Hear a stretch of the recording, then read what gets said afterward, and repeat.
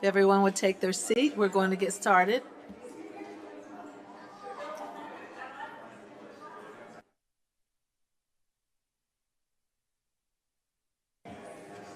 You should be on now. If everyone would take their seats, we're going to get started.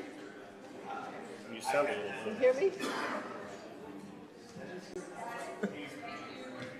We're going to do it then. Okay. One item. Okay. Okay. Okay. Great. Thank you. You turned it up? Okay, good.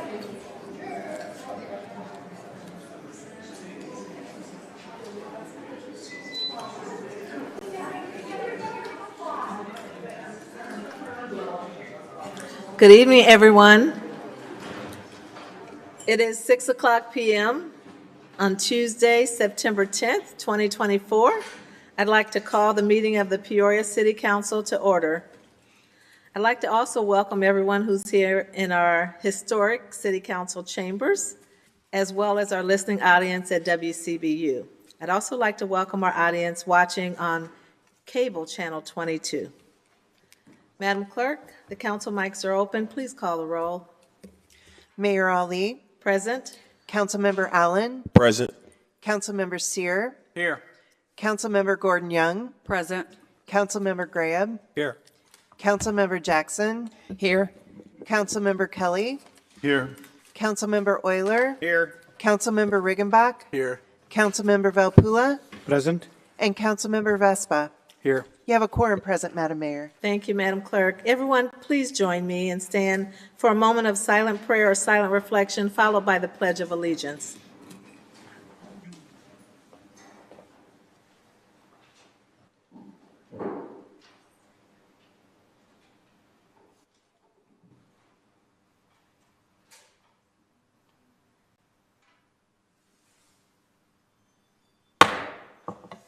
Pledge allegiance to the flag of the United States of America and to the republic for which it stands, one nation, under God, indivisible, with liberty and justice for all.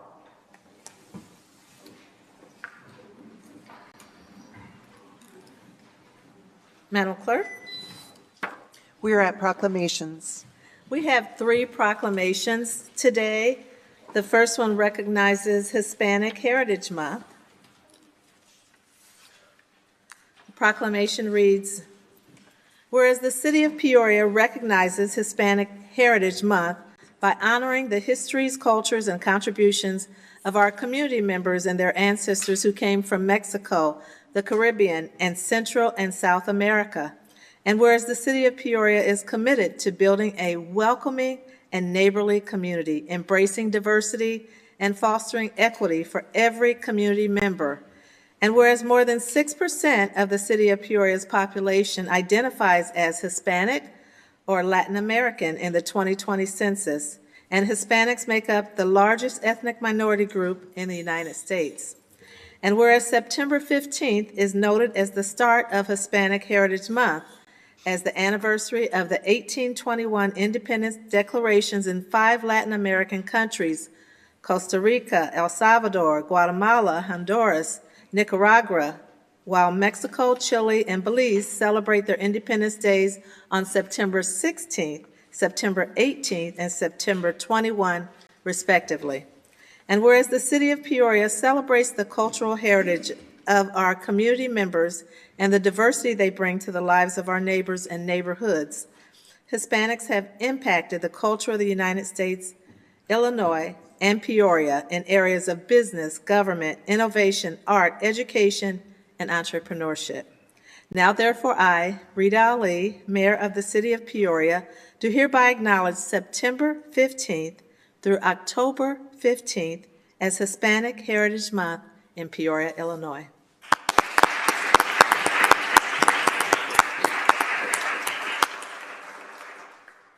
Our next proclamation recognizes National Senior Health Month. We have Peggy Jock, founder of and executive director of Graceland Center for Purposeful Aging, and Cindy Johnson, chairperson of Graceland Center for Purposeful Aging. Can you come forth, ladies? And Councilman Andre Allen will present this proclamation.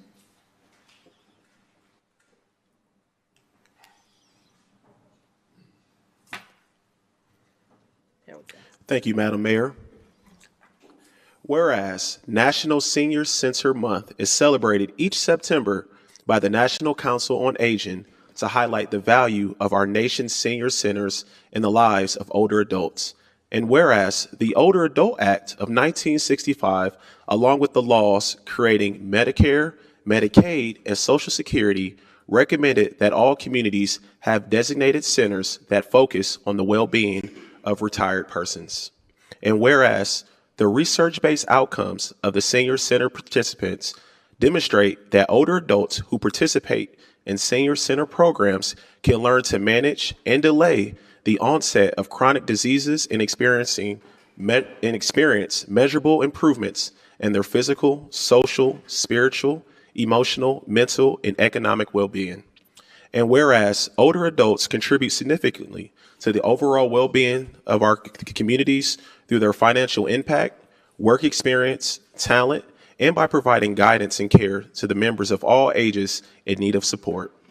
And whereas Graceland Center for Purposeful Aging initial programming in Peoria has grown in attendance in its first grant year, averaging 40 to 50 participants from Peoria's robust aging population at weekly events and 20 participants in satellite events.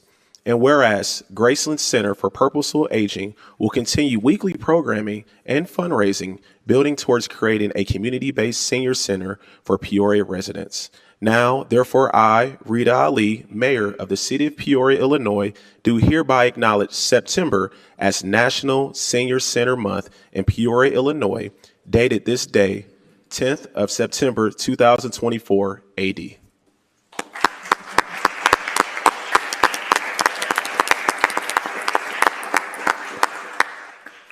Thank you, Mayor Ali and City Council members, for supporting us in proclaiming our second Senior Center Month. Last year was the first time that we presented the need for a senior center for Peoria because we don't have one. As I mentioned then, we're the 8th largest city and the only one in the top 10, if not 20, that don't have one. And we know that we have a third of our population is over the age of 50, so that's 33,000 people, and 20,000 of them are over the age of 65. So we certainly have a need. And so in this past year, Graceland Center had 2 fairly large grants from the American Rescue funding from the Central Illinois Agency on Aging and the Community Foundation. And so we launched programming, and we rent space at the Life Together Center at 2625 North Sheridan Road. And I would love to see you come and enjoy what we are enjoying. The joy and of the participants is palpable when you come in. We do programming for physical health with exercises. We do emotional health with creativity and socialization. We do mental exercises and learning. And the comments that we get are, I never knew I needed to learn so much to age well, or this has changed my life, or I feel so welcome here. So we know that we're doing the right thing, and that we know that in time, hopefully we can work with you all at City Council to find funding, because this is a community need that's much larger than Graceland Center. We need programming to enable people to live at home and to age well. Well, there's programs at ICC and Bradley and the Park District, but none of them offer a comprehensive program like we do, and the biggest component of that is socialization. We know that social isolation is a health determinant, and there's a medical diagnosis for social loneliness that impacts our health. So we know that we have a responsibility to address that. So we'd invite you to come to any of our programs. And this year's National Senior Center theme is Making Connections, and that's what we're doing. A lot of seniors don't know some of the programs that are available to them and how to access them. So every month, every week, we have someone giving them some learning experiences on community programs or how to stay physically active or whatnot. So it's a broader view than just going to programs that you go to just as a one-time thing. So Our goal is to establish a brick-and-mortar senior center for Peoria, and we know that they promote, when we promote aging well, we promote the social and emotional well-being of an entire community. So thank you, and please come down and see what we're doing. We'd love to have you. We'd love to host you. We have programs every Tuesday and Wednesday. You can look at our website or a Facebook page for the schedule. So thank you. You're very welcome.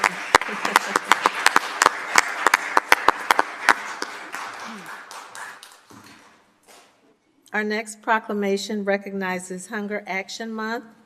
We have Krista Staley, Divisional Executive Director of Midwest Food Bank, and Wayne Cannon, Program Manager of the Peoria Area Food Bank.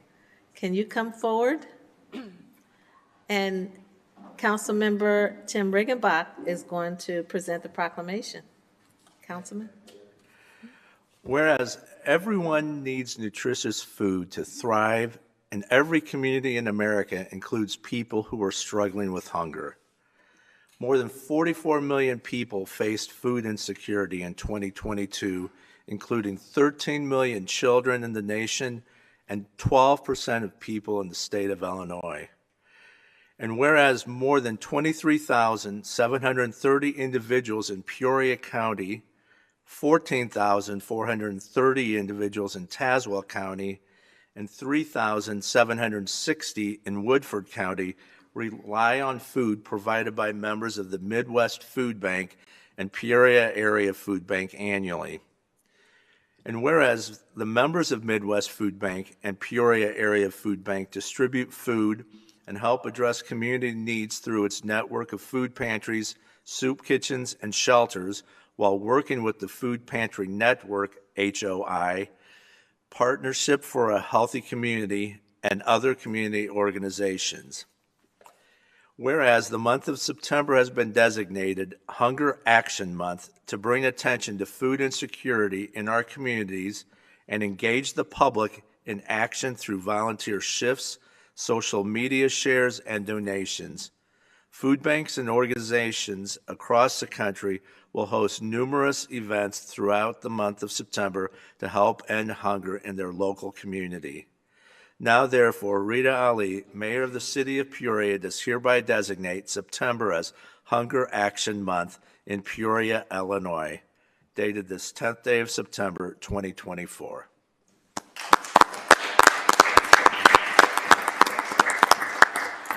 Bailey?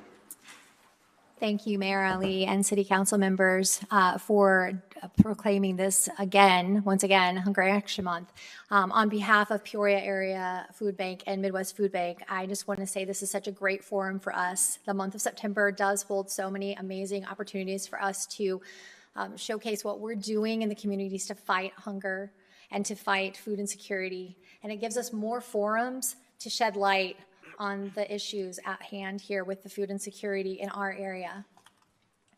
We do have some amazing opportunities coming up yet. I know that the HEAL program, which is part of the Tri-County area health departments, are showcasing.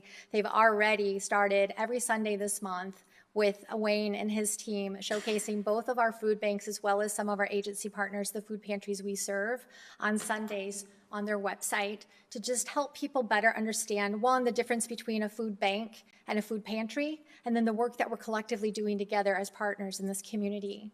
Another thing that's coming up is the last Saturday of the month is our repeated annual event, which is the Hunger Action Walk. And that is something the Food Pantry Network leads as a subsidiary of the Tri-County Health Departments. We are also involved as food banks and some of our agency partners this month in many other ways that we are reaching out to radio, television, media, and other opportunities in social to continue to spread the word about what is happening in our communities and beyond, and how other people can get involved through volunteerism and donations, which help support our food banks and allow us to be able to procure the food that we're giving to the food pantries that is getting into the hands of the people with the greatest needs. So again, thank you so much. This is a great opportunity for us to continue to educate people on how they can get involved, on what we are doing, and how it's impacting the community. Thank you for your great service.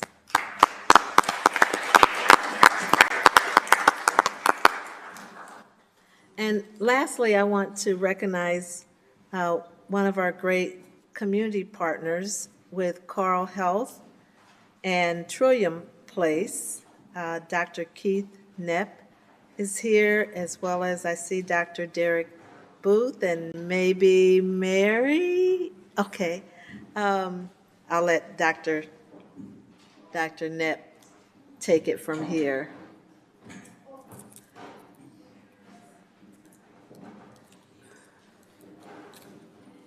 Thank you, Madam Mayor and honorable city council members. We're grateful to have a few minutes of your time this evening. I'm Keith Knapp. I'm the president of Carl Health Greater Peoria, and with me is Mary Thompson, president of Trillium Place. We were here, I didn't look back to see the exact date, but well over a year ago, to share with you that we were purchasing the Headington Oaks facility from the county of Peoria to renovate that for a facility to serve children and adolescents with behavioral health services. We've been working on that project since that time. We came here that day to tell you about the project and to seek your support, and we're very grateful that you've provided significant financial support for that project. So we came tonight to say thank you for that support and to give you a brief update on a major milestone in that work. And with that, I'll turn it over to Mary to update you on the project. Thank you, Keith. And we do have Dr. Derek Booth and Shamim here from our co-responder model. And of course, Derek works side by side with me every day as an executive director. So again, thank you so much for your support. Currently, we are this week planning for our ribbon cutting ceremony, which is Thursday at 9:30. We're very excited about that. And then we're also participating in the Play for Peoria event that's across the city by hosting a symposium. We have 2 out-of-state speakers with Illinois ties that are coming back as practicing psychiatrists to talk about innovations in child and adolescent psychiatry. So we're just thrilled to have them. We're also involving some of our local community partners in a forum in the afternoon, and we are just so excited to have that happening. So we really could not have done this project without the support of this entire community. The financial support, of course, is very welcome, but also the other thing that to me is very heartwarming and inspiring is all the words of encouragement, all the words of support that we've seen along the way. It's the generosity of this community is quite motivating. I think just a few details about the facility. It is at the Headington Oaks former nursing home on Heading Avenue in West Peoria. If any of you have driven past, past the facility, you will see that we've renovated the exterior. And we, of course, have been hard at work on the interior. We're increasing our inpatient beds from 23 to 44. We're adding outpatient services, or we'll move our outpatient services there, and then we'll be adding some additional outpatient services over time. Part of the building we plan to rent to like agencies that also support children, so we will have a one-stop shop for children that are in need of behavioral health services. Good news is we've hired most of our staff, and we're hoping to open at the end of this month, and we will keep you posted as to how we're doing. But again, I'm just here to express my gratitude and to share the good news that we're about to open, and we have some exciting events this week. So thank you again. Wonderful news. Thank you. Thank you for sharing that update. We're very excited, and it's going to provide tremendous additional expanded support for our residents in Peoria. Thank you. Madam Clerk? We are at the approval of the minutes. Councilmember Riggenbach? Thank you, Madam Mayor. I move to approve the minutes of the City Council meeting held on August 27th, 2024 as printed. Welcome. Seconded by Councilmember Grant. Any questions, comments? Please cast your ballots.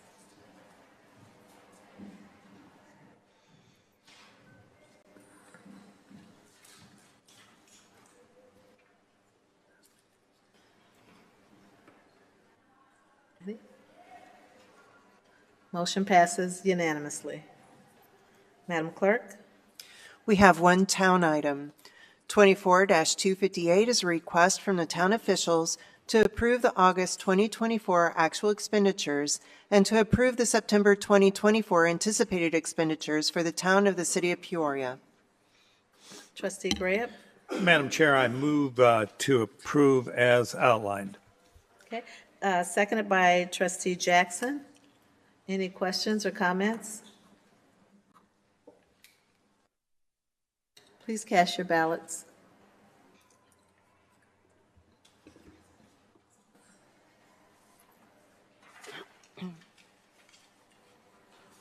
Motion passes unanimously. Madam Clerk? We are at the consent agenda.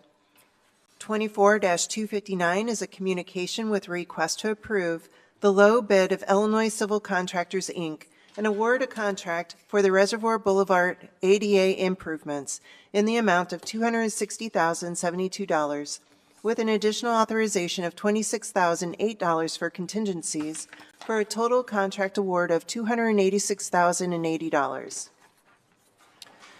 24-260 is a communication with a request to approve a second amendment to a site lease agreement between the City of Peoria and American Tower Asset Sub LLC for an extension of a lease agreement at the Glen Oak IL2 Tower site.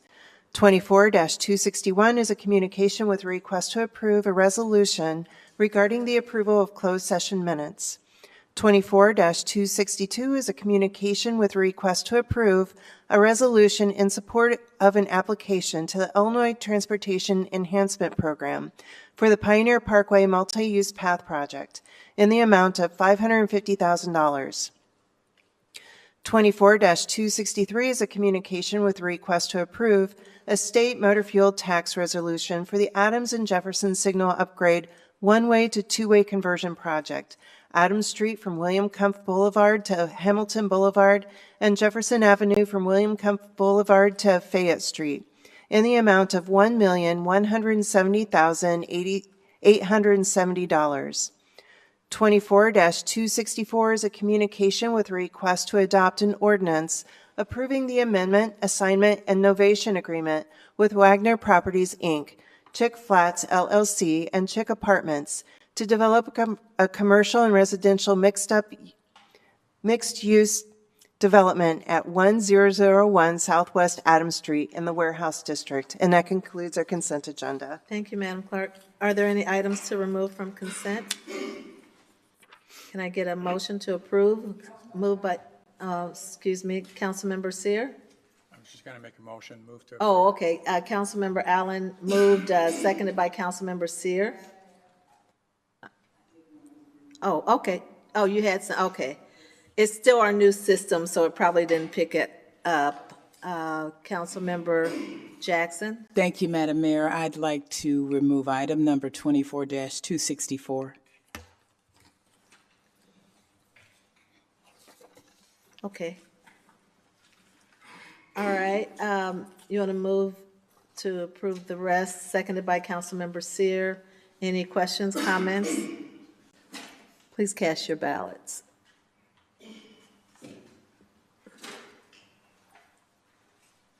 Motion passes unanimously. Madam Clerk? 24-264 is a communication with a request to adopt an ordinance approving the amendment, assignment, and novation agreement with Wagner Properties, Inc., Chick Flats, LLC, and Chick Apartments to develop a commercial and residential mixed-use development at 1001 Southwest Adams Street in the Warehouse District. Councilmember Jackson? Thank you, Madam Mayor. I would just like to defer this item for 2 weeks. The developer wishes to tie up some loose ends. You want to defer it for 2 weeks? Yes, ma'am. Okay. Seconded by Councilmember Kelly. Any questions, comments?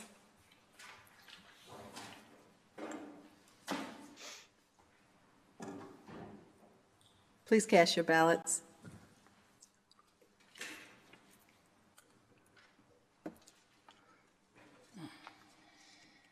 Motion passes unanimously. Madam Clerk? We are at regular business. 24-265 is a communication from the City Manager and Director of Public Works with a request to approve the sole source purchase of an electrical distribution circuit upgrade for the oil distribution truck in the amount of $60,000. And this item requires 2/3 vote of council member voting, no less than 6 votes. Mr. Manager? Thank you, Madam Mayor. This is a good replacement of our oil distribution truck. The electrical system needs to be replaced. It's a $60,000 replacement, but it'll save us, instead of replacing the entire vehicle, $300,000 of expense. And now that Director Powers is here, I'll let him answer any other additional questions that he may have, or that council may have. So, sorry, Madam Clerk, you read real fast. I was moving quick. Director Powers. Actually, I wanted to tell a really good story in the background of this vehicle. It's a truck. It's basically a truck that sprays oil. We made a promise to you, or well, we committed to do 2 miles, you may recall, of paving related to drainage last year in the utility. Our operations crew is on track to do 5 miles. And they're doing that by distributing this oil by hand. With this vehicle, we can likely move that 2 miles in this next year's budget to, I'm hoping, but up somewhere around 10, and be restoring drainage facilities, curb and gutter. It's all associated. I don't know if you remember, but again, this vehicle is instrumental to that, and it is something that we'll be able to spray. We can also use it to fog and or spray on what we saw chip seal jobs where you see gravel or aggregate that you have to sweep and people complain about. We can spray this with this truck and it'll bond the gravel down. So a good piece of equipment to have in our inventory. And it will really move up on what you're seeing the stormwater utility doing in regard to the paving. Again, just the fact that we're at 5 miles this year and had a goal with this will exponentially move that, probably twice that number. That's a stretch goal, but I think we can do it. That's what it's for. Money well spent. Any questions for Director Powers? Can I get a motion? Moved by Councilmember Allen, seconded by Councilmember Gordon Young. Any questions or comments?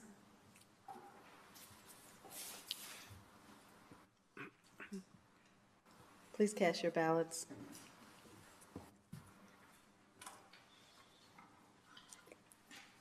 Motion passes unanimously. Thank you. Madam Clerk? 24-266 is a communication from the City Manager and Chief of Police with a request for the following. A, accept the Organized Retail Crime Grant from the State of Illinois Office of the Attorney General in the amount of $90,000. And B, adopt an ordinance amending the City of Peoria 2024-2025 biennial budget relating to the general fund to recognize the receipt of grant funding from the State of Illinois Office of the Attorney General Organized Retail Crime Grant in the amount of $90,000. And we need separate votes on each, please.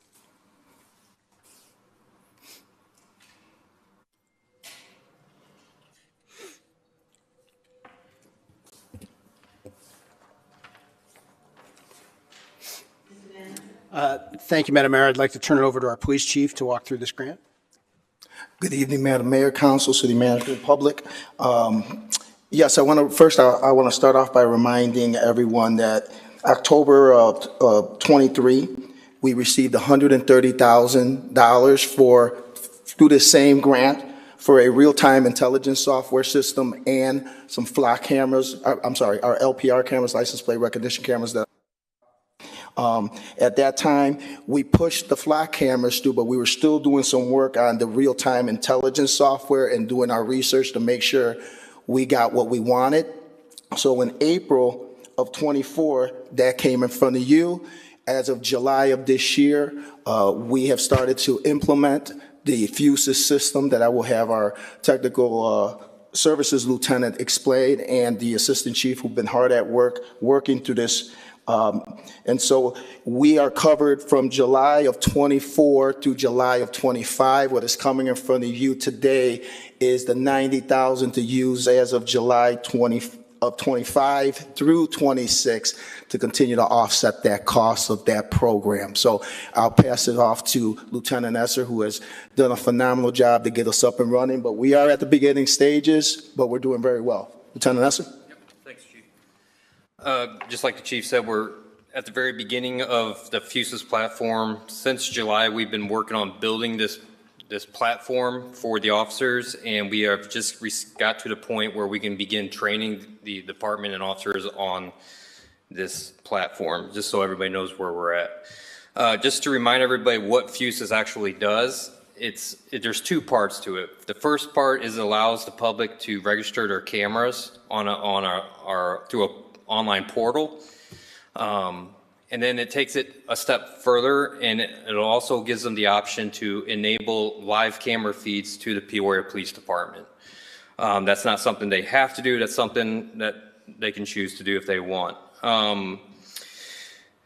This access to the camera feeds, I would like to think of it as like a gas station that has reoccurring problems, or a car dealership that keeps getting broken into. If they get onto the FUSIS platform and that will allow us to have access to these live feeds. We can see what's going on at their business in real time as officers respond. And this agreement is between the donor site, which would be the car dealership, and the Peoria Police Department. And they get to set up all the rules. So if they want it just to be during 24 hours a day, they can give us access 24 hours a day.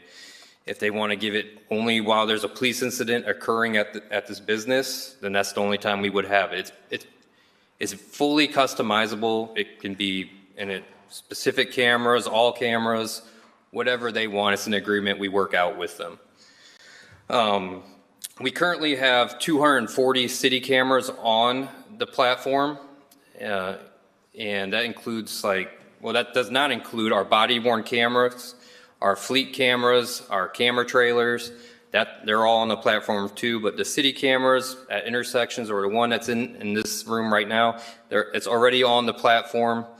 And we've recently partnered with IDOT, the Illinois Department of Transportation, to get another additional 241 cameras on this platform, and that was free of charge. So we've doubled the amount of cameras we have access to, and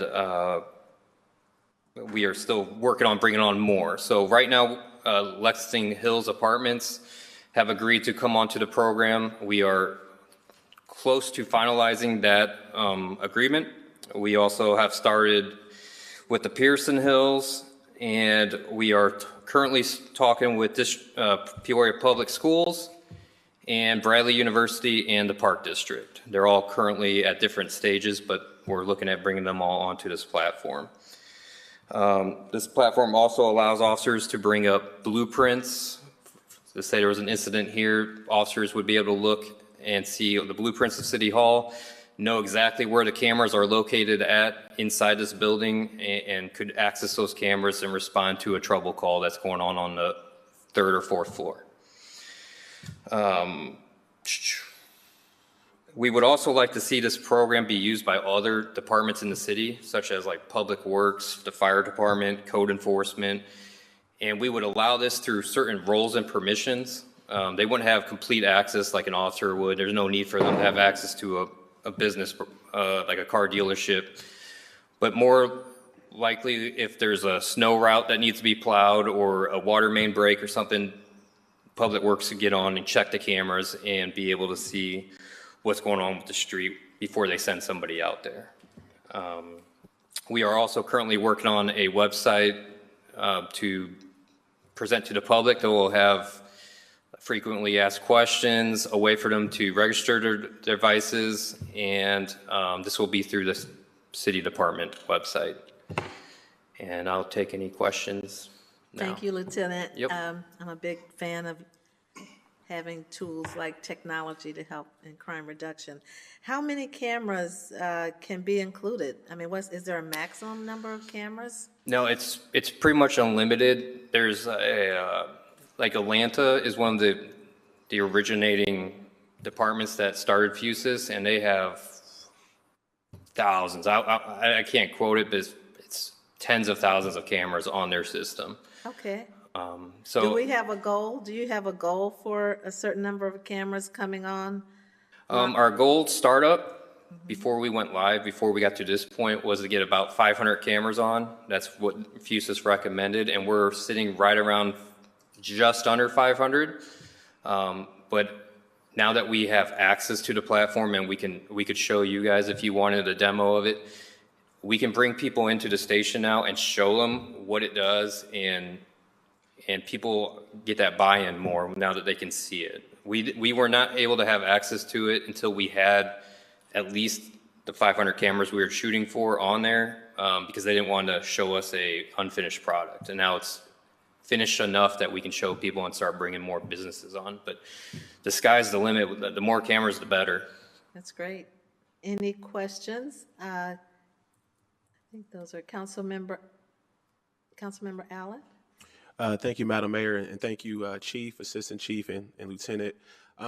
Just two quick questions. First, can you speak to what security measures are in place to address potential cyber attacks? Yeah, and I can only speak so far into this, but I know they are completely CJIS compliant. Everything is encrypted and cloud-based. Beyond that, I couldn't talk. I could read off. It says the data is secured with AES 256-bit encryption at rest, in transit, and in the cloud.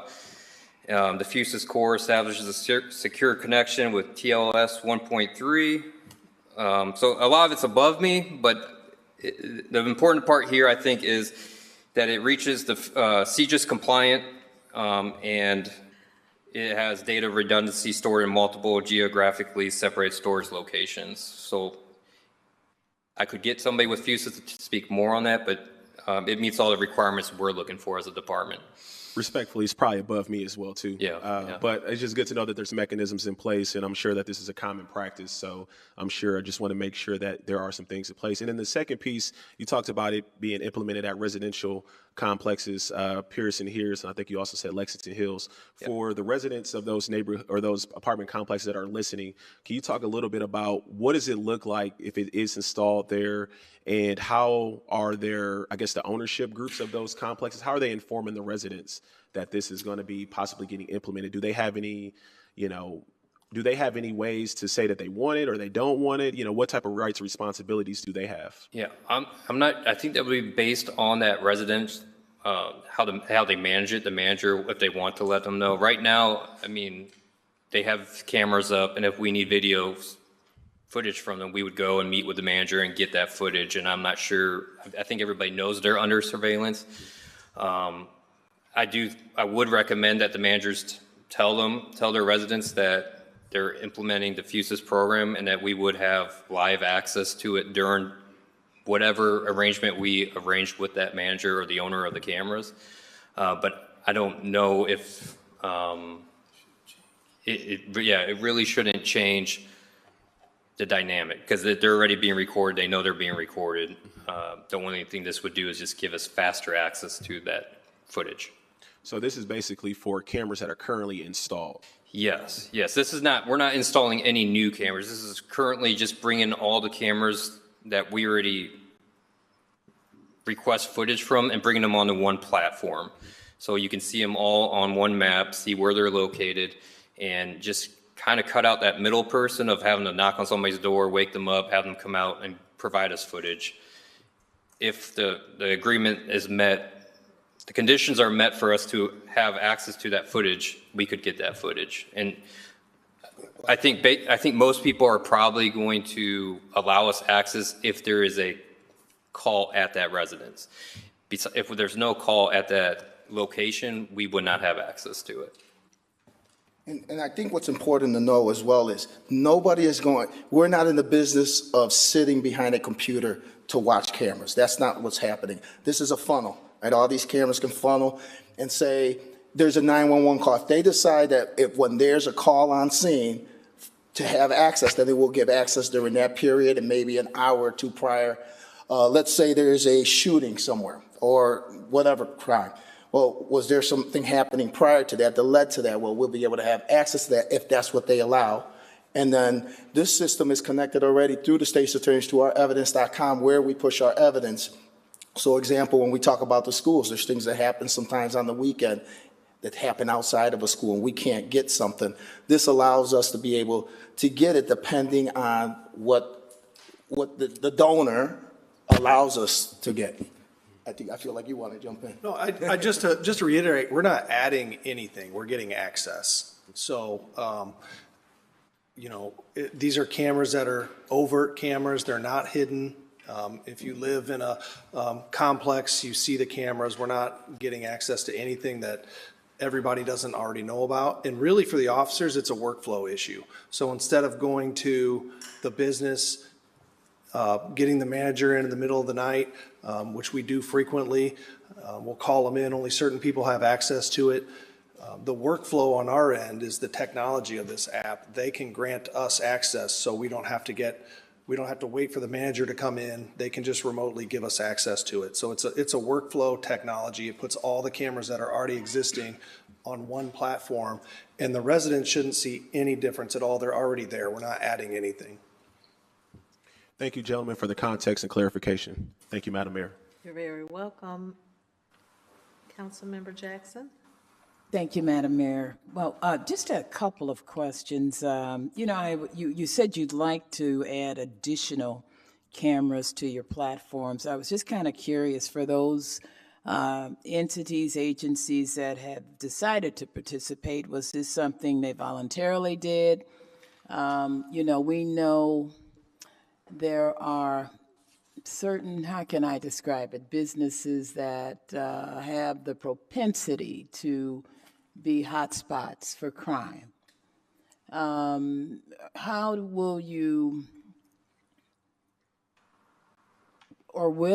seek to collaborate with those types of businesses? Yeah, absolutely. In those hotspots. Yeah, absolutely. Those are the kind of businesses that we want to bring on, and I'm sure some of them want us to be on there too, just to keep them from coming out in the middle of the night, or just save them the headache of sitting there for an hour or two downloading video and watching it with us to get the right video.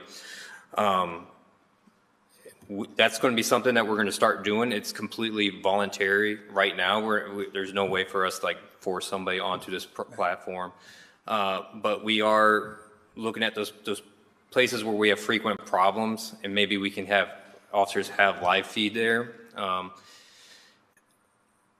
And like we've reiterated, it's based on what they want. So if there's a gas station where we have reoccurring problems, they may only give us access to the exterior cameras, not the interior cameras, which is fine. Just as long as we have something that we can respond and see what's going on. And if they want us to monitor it beyond just the time of the call. So I like to think of it like if there's a big fight at the park, we get called there, we dissolve the fight, it goes away. We might want to check on that location an hour or two later. So they might give us access a couple hours before or after the incident, but that's the only monitoring that we would do is related to that incident. But yeah, I know there's some car dealerships that get broken into a lot. And that's one of my priorities I've already reached out to them. They are in the process of getting new security systems out there, so we haven't brought them on yet. Once they have those in place, they're more than willing to come on just to help try to reduce the crime of being broken into. So okay. I hope that answers your question. Thank you. Thank you, Madam Mayor. Oh, and I forgot. So when we do this website that's going to go live and people can register their cameras, they will also have an option to let us know that they want to have their cameras live feed integrated into Fuses. So they'll have both of those options, just to register their cameras, let us know where they are, and then also inform us that they are wanting their cameras online. And right now we currently have multiple devices that we can provide to the community to bring these businesses on. So right now everything's free for the businesses. Yep. You're welcome. Councilmember Kelly. Thank you, Madam Mayor. A couple other questions. I've read, I think others have read, about storage problems with data with video. Is this going to, not storage problems, but storage costs? Is this system going to increase our costs? And if so, do you have any? So it's actually not storing any video. It's for a very limited time based on the agreement set up with the donor sites. For example, like if a donor gives us 3 days access, that video goes away. It is not stored anywhere where we can collect it again. It's not being stored for a lengthy time. Now, if we need that video and we've been allowed to collect it, we will take that, and it's integrated with our evidence management system through Axon. We can upload that video right into evidence.com, which we have unlimited storage space on currently. And that would be a faster way of doing what you're doing now, I suppose, with their local video capture. Yeah, currently 99% of the time we have to go out to the gas station or business with a little flash drive, and download it onto the flash drive, meet the manager, spend a couple hours, find what we're trying to find, then upload it into evidence.com. This kind of just lets the officer do it all within a couple of minutes. Okay, thank you. And when you mentioned some people just want to be online, I suppose what we're talking about here is a continuous feed. Is that right? Or no, that's not really.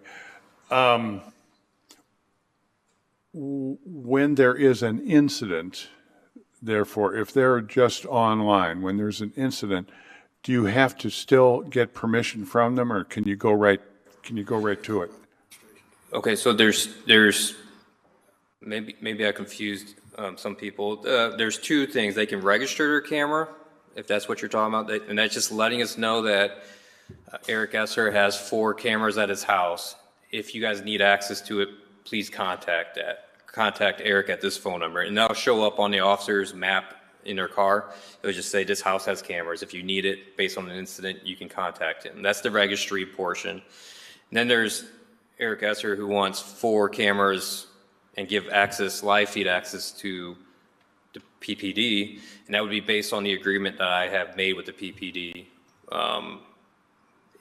This day just for an incident, and I only give them an access for an hour prior and an access after the incident. That's all they would have access to. If the officer gets what they need so that's me giving them permission. If there's a call at my house, they have permission to collect that video during that time.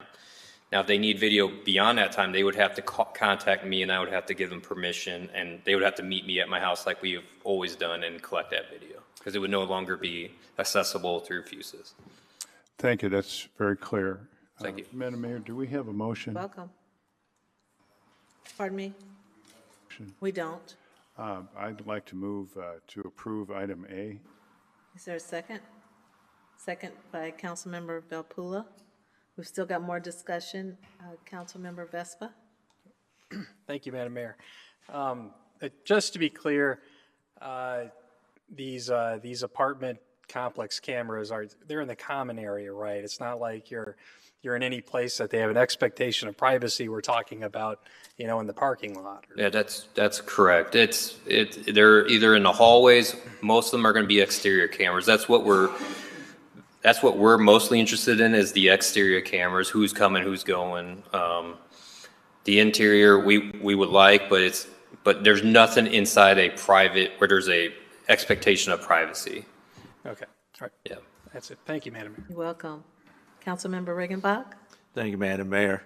And thank you, gentlemen. This is really helping take things to the next level, I think. And I think we need to recognize the efforts of the police department with the bicycle patrol earlier this summer, with the drones that we've purchased, that this just is another tool in that arsenal and violence prevention. So hats off for all the efforts taking place. And I see one of your civilians in the back there, Chief Jenny, and I think we'd be remiss if we didn't recognize the work that she does in helping secure grants like this. So, Jenny, we appreciate your efforts in making things like this possible for us. So one question though, Lieutenant, if I may, this is called the organized retail crime program, but you've also mentioned residential cameras. Is that, if I'm Joe Jones on the street, can I register my personal camera as well? You can, the core devices, which are the devices that we would hook up to your camera system, they have a certain number of cameras on them. So if you only have one camera, we might not, unless it's a very important camera for us, we probably wouldn't implement it into the program. But if you had like 10 or something, then it would be worth putting a device on and bringing that in. But we will provide those devices, at least during the initial setup, until we run out of devices, and then we'll have to have internal talks about how to proceed further. But the public can also purchase these devices and have them installed into our system if we were not willing for some reason to provide it. Remind me, do we have a registry for residential cameras now? We do, and we're looking into importing what we currently have into the new system. Currently, it's in a database that the officers have to go through other people to access. This would put it right in their squad cars, and they could see exactly who's registered without, everything would be in one place. That's what we're trying to do, and it would make it, the officers can even see where they're at on the camera based on their body cameras and squads, so they can see what cameras are around them, which cameras are registered, who to contact, all of it's in one place. Sounds like a great program. So again, congratulations and thank you. Thank you. Welcome. Madam Mayor. You're welcome. So we have a motion on the floor, a second. Please cast your ballots.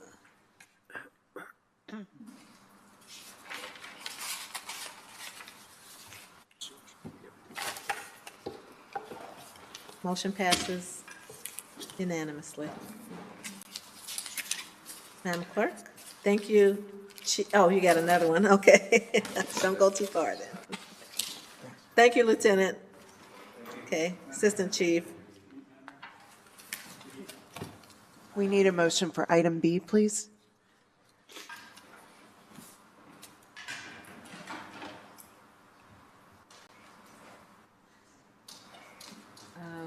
Kelly. Councilmember Kelly? Thank you, Madam Mayor. I'd like to move to approve item B. Oh, I'm sorry, we did A and B. Sorry about that. Thank you. Seconded by Councilmember Graham. Please cast your ballots.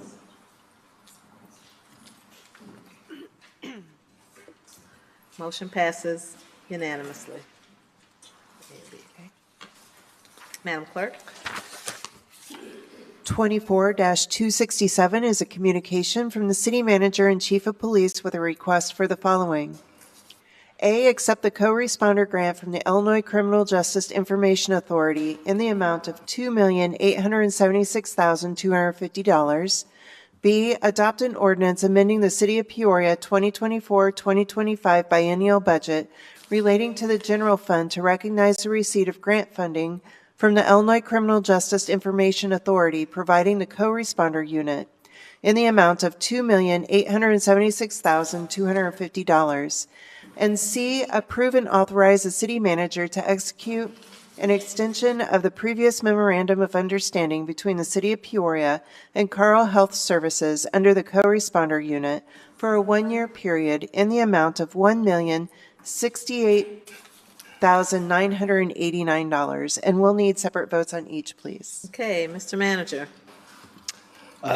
Thank you, Madam Mayor. Again, I'll turn the floor over to our chief. He has others that are here with him that'll talk about the co-responder program. Yes. Good evening again. With me is Dr. Booth from Carle Health, Shamim Jalil, who is the director of the co-response, and obviously, I think everybody knows Jenny. She's that works the magic with the grants. 24 million so far. 22. I added 2 more. I'm sorry. In April of 23, we received 3 million. And that came in front of everybody before. We continue to work through this process. It's been a slow tedious process. Things have changed. Some legislation has been difficult to deal with on some ends, and then hiring. But we were blessed enough to, again, now get another 2.8, and we're in front of you to receive that, obviously. I have not introduced Shamim to everybody, so I think I'll start off with Dr. Booth here, and can kind of give a quick overview of how Carl's been the partner on this, and then he can maybe introduce Shamim. Sure. Sound good? All right. Yeah, Carl Health, Trillium Place has been pleased to partner with the Peoria Police Department to assist with responding to calls that may involve individuals either in a mental health crisis or having a family issue, something that doesn't involve arrest, that may be able to assist with de-escalation. The biggest piece of the supports that the co-responder provides are really after the calls. It's the follow-up, the case management, the connecting individuals and families to needed services. So this has been a wonderful partnership that we have with the Peoria Police Department.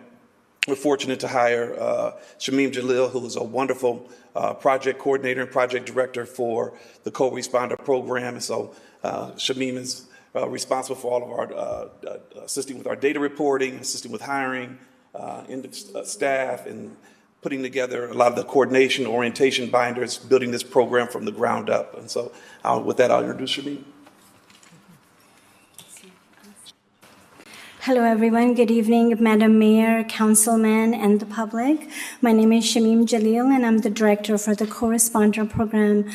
We have accomplished a lot in the first year for the Co-Responder Program, mainly focusing on building staff, setting up a space for our staff in the community, and then also, working through the policies and all the background work that is needed in building up a program that is within this capacity.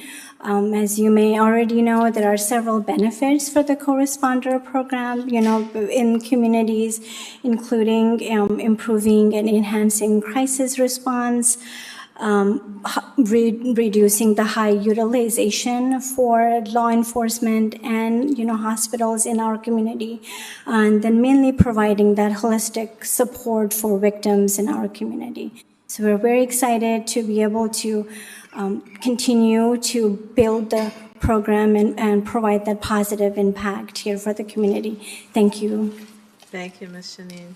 And if we wouldn't mind, I'm going to ask Jenny just to come up and just briefly go over what this 2.8 million covers, because I know that's probably a question that you may have. So personnel and fringe are the city staff. So we offset some of the chief's salary, some of the assistant chief's salary, some of my salary, the administrative assistant, and the data analyst that we just hired. So that's what those two encompass. The big one here is the contract, and that's our contract between us and Carl Health. So that 1.068 million is not entirely Carl Health. Some of that is our contract with Verizon, our contract with AT&T, our contract with Ameren. All of those things are encompassed in that contract cost as well. And then we have travel for our staff to go to conferences. And this is actually for city staff to go to conferences, not for Carl staff to go. So we, in essence, wrote this in a way that we'll be able to send 6 people instead of only 3. ICJA limits us to 3 people on their contracts. So then we had Carl put in 3 people on their contracts because Shamim found some amazing conferences that we think it would be really beneficial to send more than 3 people to. Then we have training and education, which is the cost to help train our officers and our community on a holistic health approach. Supplies, equipment. Supplies are your basic standard office supplies. Equipment is to finish the building. So if you've seen the space we're using, it's very large. And we've segmented it so that half of it is just for co-responder, and then there's a main half that will be outfitted as well so that the community can use it. But we'll have tables and monitors in there and everything so that everyone else can use it as well. And then the 156,000 is indirect costs. We claim de minimis costs of 10% on this particular grant, and those costs will be reallocated through a financial grant agreement modification that I will do once we determine where those costs need to be. So right now it sits in indirect costs. If Shamim comes to me and says, we need some major item and I need money to do that, then I can do a financial GAM in order to move that money. But it's just sitting there in a bank. Make sense? Yes, absolutely. This is a lot of money and a huge opportunity for us. If there, oh, we have one question. Councilmember Gordon Young. Thank you, Madam Mayor. Not necessarily a question, just a comment. This is one that's been very exciting to see unfold. And just the marriage between mental health and law enforcement and how we really need to roll things out differently. It's exciting isn't even the word, but it's a safety. It's a safety element that our community needs. So my question in that is, do we know when the co-responders are going to be out and about? Well, they have been already out and about. We had a specific incident. I won't give too many of the details, but for privacy reasons, but it was a barricaded subject, and we had the co-responders out there in the vehicles who literally sat in the vehicle with the victim. It was a domestic situation. We were able to get the victim out. The barricaded subject stayed. Actually, the mayor came out on scene. Our corporate counsel came out on scene. Dr. Booth was there as well. And we took our time, and we were able to talk through the process. I just got an email. This is how many months ago? Probably 2 months ago now. Yeah, and Shamim is still in contact with this victim. We provided some relocation, paid for some relocation costs. And we were able to safely get the suspect out, but as well safely have the victim in a safe area. And I think this is the first time that I've seen where the public was out watching this, and we involved them in a sense and kept them out there, kept them informed as well. They did not know where this victim was this whole time because we have those big black vehicle vans that we purchased through this, where we're now able to have a victim in a safe place where nobody can take videos of them during the situation. And there was a round of applause when this whole thing was done by the community. So it was a very successful event, and the co-responders, there's two now. There's one that they just interviewed that we should be hopefully getting on board. And we did not say is that we're also looking in November through a veto session to hopefully change some legislation to make the hiring process a little bit easier, because there's people that are qualified that don't necessarily have to be LCSWs. And so we want to be able to hire those people as well. And we've been in communication with the other three chiefs of the other police departments, and they're on board as well. So we're still working through that process together, but we're optimistic that we're hopeful to get some change made in the legislation that loosens up who we can hire that can help us really get this moving forward further. Yeah, you took the words out of my mouth, because that's been my only concern with the co-responder model, is that it limits who's qualified to do the work when we know that there are other areas of qualifications that would fit right in. So that's really good to hear, but congratulations. Thank you. We don't want to rush this thing. We want to get it right, and it looks like you guys have it right. Thank you. Absolutely. Thank you. Thank you, Madam Mayor. You're welcome, Councilmember Gordon Young. We have 3 items we have to approve. Do you want to make a motion here? Yes, I move to approve item A. Is there a second? Seconded by Councilmember Allen. Councilmember Kelly? Thank you, Madam Mayor. I don't have much to add except, Chief, I just want to thank you. You sent us, I guess it was by email, that information on the change of the statute. It was a little bit long, but I really appreciated that kind of inside info. I don't know much about these things, and so that was very helpful. So thank you very much. Yes, sir. Thank you, Madam Mayor. You're welcome. Okay, please cast your ballots. Item A.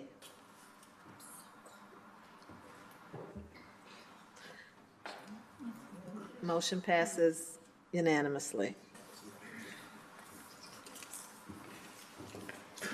Councilmember Gordon Young, Move item B. seconded by Councilmember Allen. Any questions, comments? Please cast your ballots.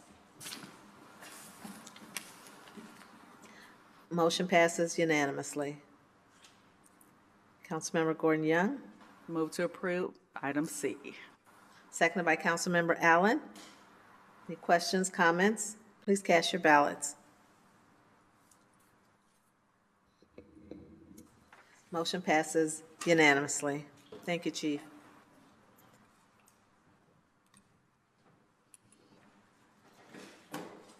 Madam Clerk? We are at unfinished business. 24-235 is a communication from the City Manager and Corporation Council with a request to deny the addition of a subclass 1A, 2 a.m. closing hours, Thursday, Friday, Saturday, to an existing site approved for a Class B restaurant 50% food liquor license with on-site consumption and retail sale of alcohol for Hacienda El Mirador, LLC, doing business as Hacienda El Mirador, at 5805 North Humboldt Avenue, Suite 1, with a recommendation from the Liquor Commission to deny.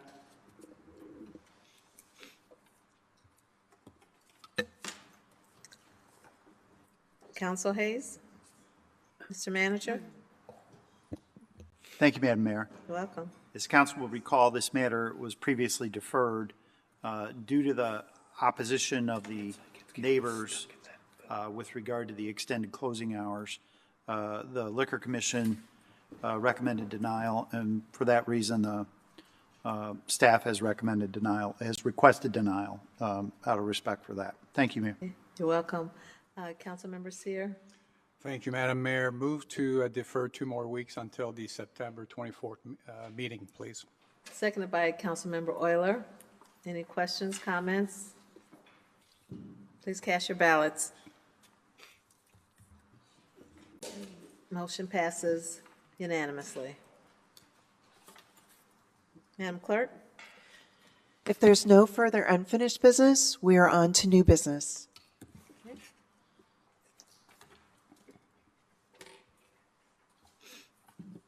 New business, Councilmember Euler.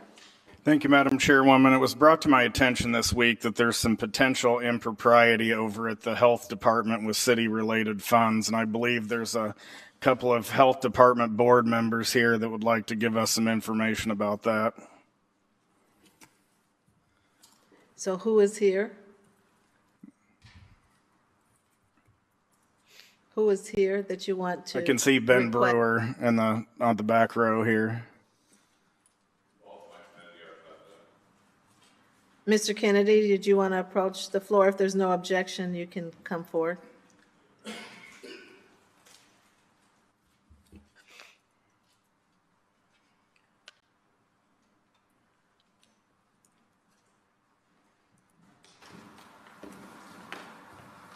Good evening. I'm Mike Kennedy, and I'm currently serving as the president of the Board of Health. This is Ben Brewer, who's serving as the secretary. We're the 2 officers from the Board of Health. This is going to be a point-in-time report, in that things are still evolving. There's going to be some things you're going to ask us we don't know yet, because we're in the middle of assessing the situation. This is about the violence prevention strategy. It goes along with some of the things you folks have just talked about already this evening. Give you a 2-minute history. 2019, Board of Health and Strategic Planning decided that they wanted to look at what are the evidence-based programs and if we could implement something for the city of Peoria. 2021, money started to become available. 2022, an initiative out of Chicago called Cure Violence came down and did a community assessment to determine the community's readiness to do something about it. And the individuals they spoke with felt that the community was ready to do something. You may be aware that there have been 2 initiatives initiated so far. One was on the East Bluff. That was back in 2023, a group called PCAF, Peoria Community Against Violence was awarded the grant to implement. There were some funding issues, and they withdrew their application. We did not have an alternate to go in there and do anything about the initiative, and so we suspended it. In 2023, a second initiative was offered. That's in the south end of Peoria. There were two entities that made proposals. The proposals were evaluated by a group of citizens in the community. At that point in time, House of Hope, which is a nonprofit organization down in the south end, was awarded the grant. They chose to partner with Minority Business Development Center to do the financial management of the grant. Over the course of the last 7 months, to say it nicely, we've had difficulty getting the grant to go the way it should. As most of you are aware, you get any kind of governmental grant, there are requirements to meet certain kinds of stipulations, whether it's reporting things, whether it's being in compliance with CFR 200, which is the federal code book of how you're supposed to handle federal money. There were some logistical issues, something as simple as having a process to review and employ the staff of interceptors that would work on this project. We identified to the vendor, we need these issues. We did, what would you call it, plans of actions, try to remediate them. After about 7 months, we said, this is not working out. We're going to terminate the relationship. As a result of that, Minority Business Development did a quick audit of the financial standing of that particular project and found some funding discrepancies. It was reported to the Peoria Police Department and initiated an investigation. It is now in the hands of the Peoria State's Attorney. Where we go from here is the Peoria City County Health Department staff felt that the health department should take on that initiative. And it was done for a couple different reasons. The initiative had just started. We probably had the administrative capacity to do it. We aren't sure we're the right organization to serve in an administrative role with it. We were monitoring the money from the governmental perspective, but we were not in the best position to initiate a program like this. What we have done is we have stopped the operation completely. We've notified the funding sources and said we're exploring what we may do. At this point in time, we do not have an alternate entity to go into either the East Bluff or the the south side to be able to implement this strategy. It's something we want to look at. We've talked about things like organizations that have the capacity to be able to manage a federal grant. Those of you who have done it know there's a lot of T's to cross and I's to dot, and you have to do it exactly because it's governmental funding.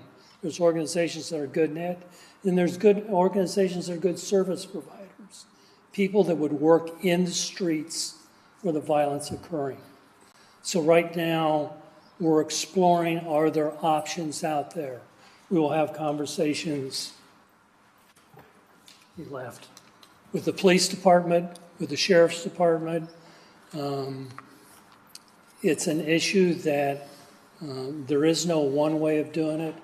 Right now, we are waiting for the final review of the fiscal audit on the funds.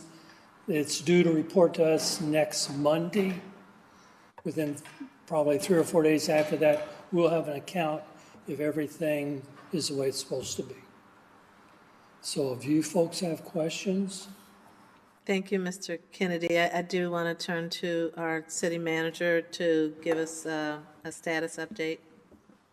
Thank you, Mayor. Yep, appreciate that. With the notice that we received from the health department that the Cure Violence program had been terminated or suspended, we sent them a letter today letting them know that we were considering this a partial termination of the award. There has been about $368,000 of the we had two grants up to $650,000 that were set aside for Cure Violence from the ARPA funds that we had for violence prevention. $368,000 have been released. There's still about $282,000 that we would still have. So at this point in time, we know that with the ARPA deadlines in place, we have to re-obligate any unspent ARPA dollars by the end of this year, and then they have to be spent by the end of 2026. So this will be something that we'll bring back to you. We have some other funds that I think from where we are with some of the other programs that we know that we're going to have to do that as well. So the total amount of the two grants that you anticipate coming back to the Well, city? we have not distributed to the health department $282,000, so we're still holding on to that. Oh, So- okay, okay. But of the $368,000 that's been released, we'll, after they do their audit and complete that, whatever needs to be reimbursed back to the city, we'll ask for that as well. Okay. Thank you, Mr. Manager. Councilmember Euler, I'm trying to get you back on. Here we go. Thank you, Woman. I have several questions. Some of them might be for the city manager and corporation council. Some of them might be for the Board of Health members. But is this all ARPA dollars that we're talking about, or is there other city funds tied into this situation? There's no other city funds. There may have been a portion of the first grant allocation that was from the $3 million or from monies that we received from the state of Illinois. So it's not monies that are directly city dollars. There are other grant funds that we've passed through for that.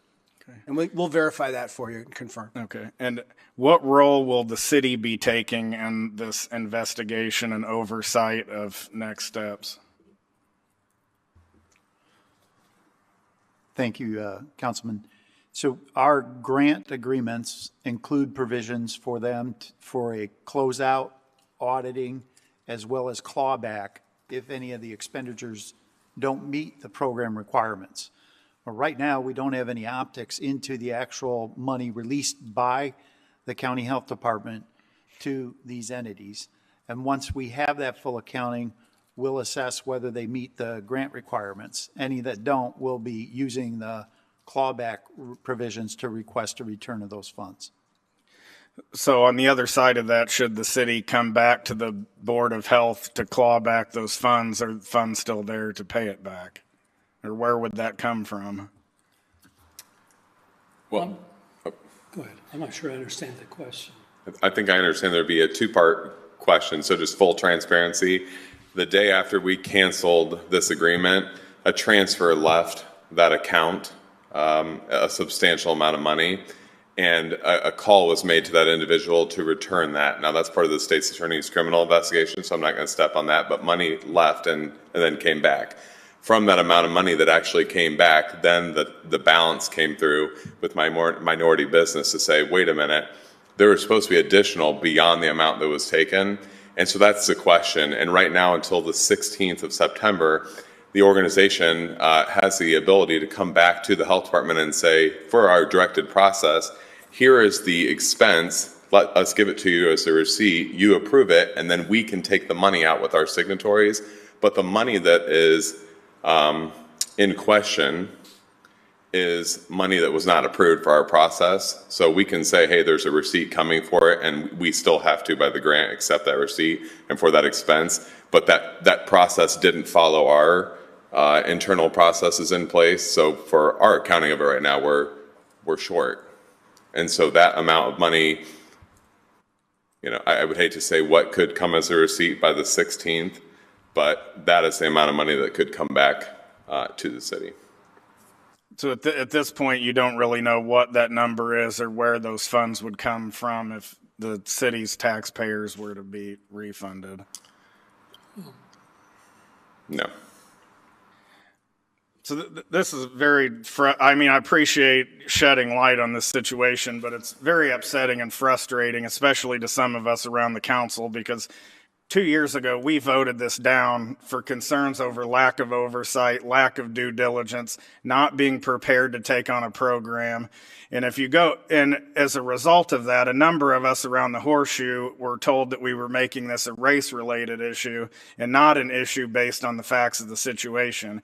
If you go to a July 13th, 2022 article from WCBU, it further goes into a community leader calling those same council members out and telling us that we have a problem because we're not putting enough faith in the health department and Monica Hendrickson as its leader.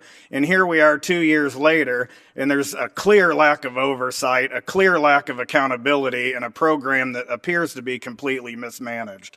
So what is going to be done on the health department side to rectify this situation? Because at the end of the day, it makes us all look bad. And so we voted unanimously to terminate the Cure Violence program, and we had started work through steps to unwind and develop a process, because unfortunately there are employees that were brought over to the health department in this transition. Full transparency, if you look at our May meeting minutes, we did authorize as the board an employee to come over. There were 4 additional employees that we need to take care of because that's who we are in the community we are, but those are 4 positions our board of directors did not approve.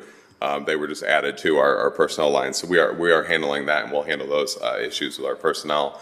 But in terms of the program itself, we did employ an independent auditor, or are employing an independent auditor to look at these and be fully transparent about our findings, because we want to make sure that there's nothing that we could have done to prevent this. But again, this money is not in a health department account. It's just a program that the health department works with.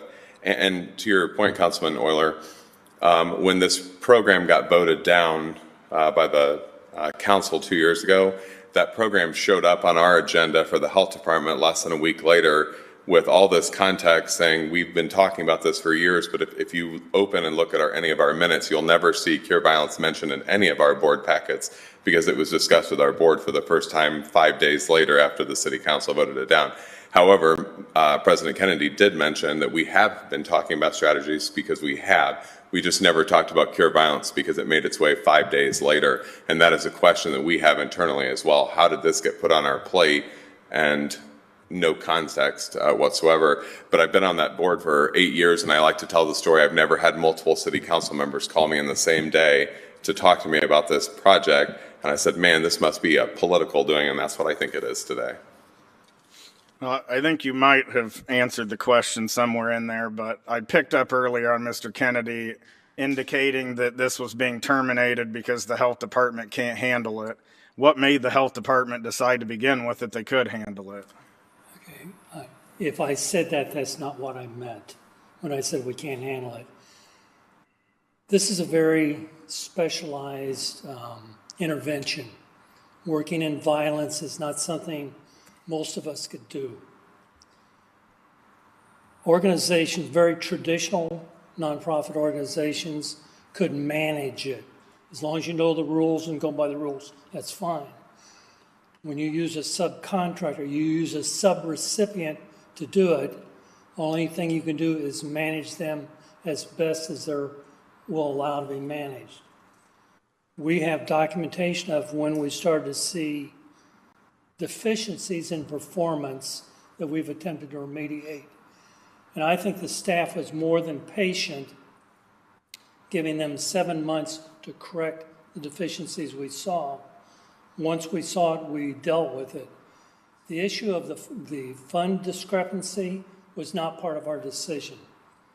We had already terminated the relationship with House of Hope before the funding discrepancies were made available to us. And I think my last question, I don't think council has gotten anything directly from legal or the manager about it. And so at what point was this discovered, and when was it reported to city authorities? Because, you know, I'm just in the last few days hearing about this from other sources. Sure. Okay. It's like August 15th is when the contract was terminated. You probably saw on Thursday news. Our board of directors saw it at the same time. And on that Friday is when this first issue happened. our board of directors met on Monday night, and we were still not aware. And then we found out through the grapevine after. So I think it was the 20th. We were never directly told from our administrator until we inquired about it. That's all I have. Thank you. Councilmember Grant? Well, I certainly do appreciate two gentlemen coming over and being very transparent about what transpired. And Manager, whatever money we have left here, we need to make a decision how it can best be used to serve the people in this community. And would our future model perhaps involve city and county working together, or is it back in the city's hands at this point? This would be back in the city's lap. These are the ARPA dollars that we had been allocated through the federal government. So this is a council decision about what to do with those dollars. And, okay, this is a lot to absorb in one night. Thank you. You're welcome. Can I make a comment of clarification? And I'm not sure that you're aware of this one. There is $650,000 of the city's money. There's $564,000, a U.S. Senator member initiative that we have. So some of the money went straight to the health department, some of it comes to the city. Am I correct? Of the 650,000, we've only dispersed about 382 of that. Right. So there's still 282,000 that we're still holding that would have been, had expenses been incurred, we would have been distributing to the health department. Okay. Thank you, gentlemen. Is there any other new business? Councilmember Riggenbach? Thank you, Madam Mayor. As the council representative to the landfill committee, Councilman Vespa and Councilman Euler and I often bring you news that isn't necessarily things that you like to hear. But there is a piece of news from the Peoria Civic Center Authority that you probably have heard about through the media, that at their August 29th meeting, they went ahead and accepted a bid for the ice plant for the Civic Center. So as we've talked about that quite a bit, and as we put the bonding together through Councilman Sears' leadership a couple years ago, I just wanted to make sure the council knew the first step was taken and the order for the ice plant was made. There's a lot more to come, of course. There's construction and whatnot. The Civic Center itself will need to be shut down, the arena for the replacement, which is tentatively scheduled for 2026. So okay. Just wanted to share that with all my colleagues. Thank you. Thank you, Councilman. Councilmember Sear? Very much, Madam Mayor. Thank you very much, Mr. Riggenbach, for the report. Just got one question about this subject here. Any news at all of the contract been signed between the Civic Center and the Riverbend? I'm sorry, Councilman, could you repeat that? Any contract? Do we have any news of any negotiation or any contract being signed between the Civic Center and the Riverbend yet? I don't have any update to what's been continuing to go forward. I know they have been talking and continuing to negotiate. I think there's a couple of business points they're still discussing. Thank you. Thank you, Madam Mayor. Welcome. Madam Clerk? We're on to citizens' opportunity to address the City Council. Okay, I have 6 cards. The first is Ms. Darcy Cady.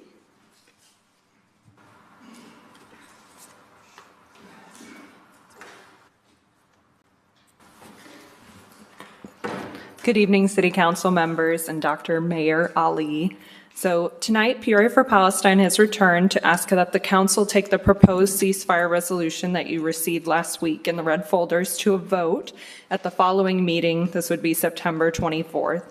Our grassroots coalition has worked diligently over the course of the last 11 months with the goal to provide accurate and accessible information to the general public by hosting educational events, such as the one held at ICC featuring a talk with doctors whom had worked in Gaza post-October 2023.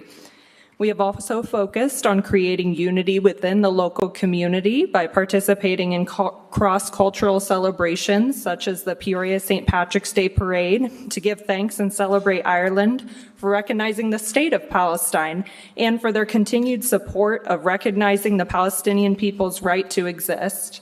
With our final action being to raise awareness of the plight of Palestinians that are being exterminated in a genocide, with the goal being to pass a ceasefire resolution locally here in Peoria.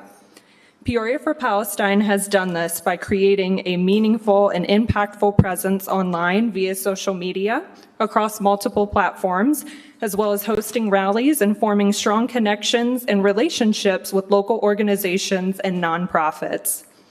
Lastly, consistently coming to City Council meetings to advocate for this cause. I know most of you on the council at this time are in support of a ceasefire resolution, and that you have arrived at this conclusion after a great deal of personal research, along with review of the information our coalition and others have provided to you, along with deep consideration for the impact it will have on the community in which you all so deeply care for. However, for the few council members that are still unsure, let me provide some clarity and examples of how the council already supports the principles within the proposed ceasefire resolution. Currently, the city of Peoria has a historic preservation commission with the goal to be, quote, make sure that historical districts or local landmarks, having special historical, architectural, aesthetic, or community significance be preserved, enhanced, and continued in or restored to use to preserve the city's character and heritage, end quote. And yet, we, the citizens of Peoria, are currently funding the destruction and damage of hundreds of culturally or historically significant buildings, libraries, and museums, alongside the destruction of Palestinians' cultural heritage.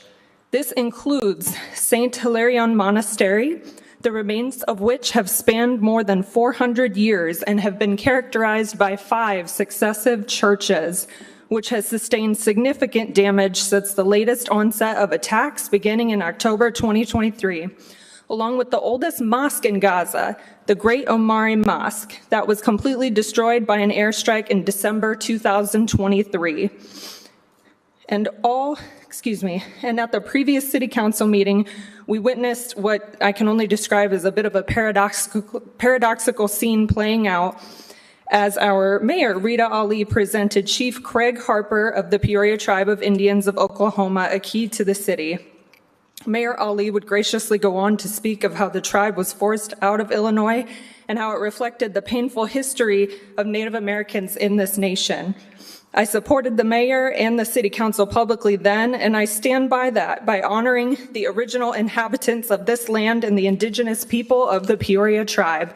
However, it's not lost on me that while our mayor and council members are delighted to give a heartfelt welcome and honor and support the indigenous community that was forcibly displaced, removed, and exterminated from the very land that this building sits on, they feel that passing a ceasefire resolution at this current time that stops the forced displacement, removal, and extermination of an indigenous community is simply a step too far. The hypocrisy within this council on that particular decision is glaring. The citizens of Peoria are not asking you to stand for anything that you do not already openly support. Instead, we are asking you to be empowered and walk within your truth and to stand behind your guiding principles with complete conviction. Have some courage to stand up for what you already stand for. Ceasefire now, and thank you. Estrella Diaz.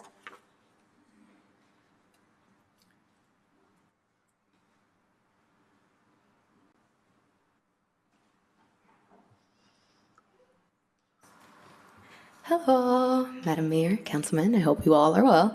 So I just want to say, first off, I want to say thank you to Madam Mayor for recognizing Hispanic Heritage Month. It means a lot to have that be made known, as it makes many others and myself feel seen that are a part of that community. So thank you. But moving forward, as you know, on September 24th, the ceasefire resolution will be coming to a vote. As it is presented one more, I hope that you all have truly sat down and took some time to really think about your decision after the many months that our organization has appeared before you. I'm not going to take too much of your time, but I will leave you with this. Did you know that just last week, an American activist who went overseas to the West Bank to protest what is going on was murdered? She decided to go over there for her own sake to bear witness of what was going on. As she was protesting, she was shot in the head by an Israeli soldier with a sniper as she hid behind an olive tree.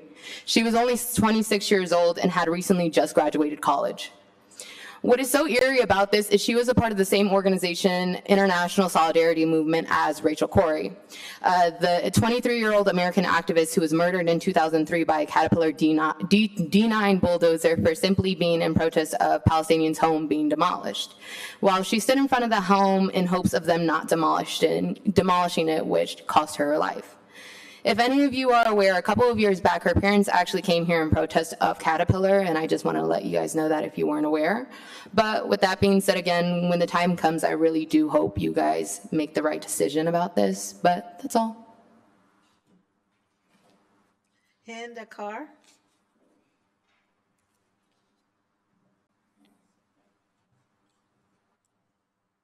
Good evening, Madam Mayor. Good evening, council members.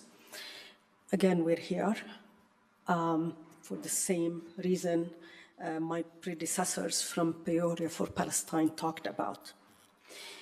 On September 1, a news article, this past couple of days ago, a news article written by Carrie Kahn and Don Clyde, who are American journalists writing for NPR, stated, and quote, more than 100,000 demonstrators took to the streets in Tel Aviv, according to organizers, where people waved Israeli flags and others held signs calling Netanyahu a murderer and a criminal.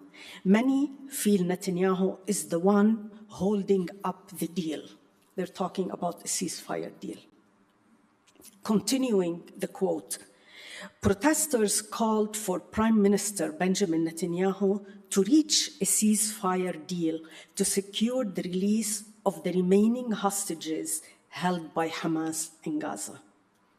One of the parents of the hostages stated, quote, time after time, there's a chance to bring them home, and he finds other reasons for it not to happen. So we just have to do something. He's talking about Netanyahu. End quote.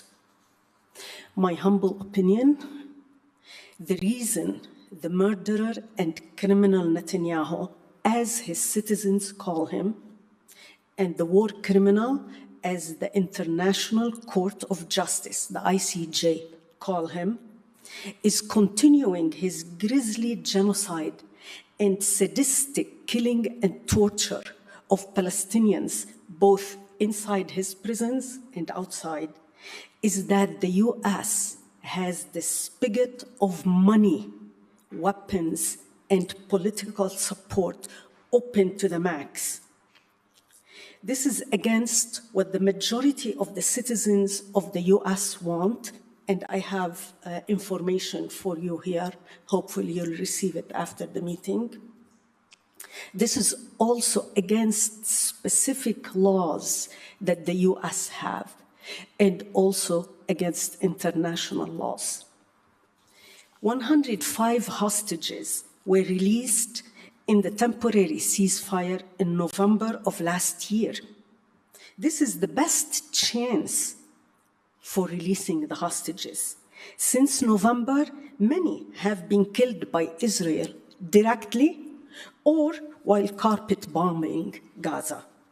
We know that the goal of the war criminal Netanyahu is the extermination and forced expulsion of the Palestinians from what remains of their homeland. This is why he is exacting the same techniques of terror and indiscriminate killing and horrendous destruction in the West Bank now. There is no Hamas there. What is his excuse? For the sake of humanity, for the sake of the US and its people, the taxpayers, for the sake of the U.S. standing in the world, and for the sake of innocent civilians, both Israeli and Palestinians. And I have to add Lebanese because they are being killed every day by Israel. We need a ceasefire now. And please don't be intimidated by the strong pro-Israel lobby that has bought, coerced, and threatened our press and our politicians into blind submission for decades. Such actions have often harmed the US.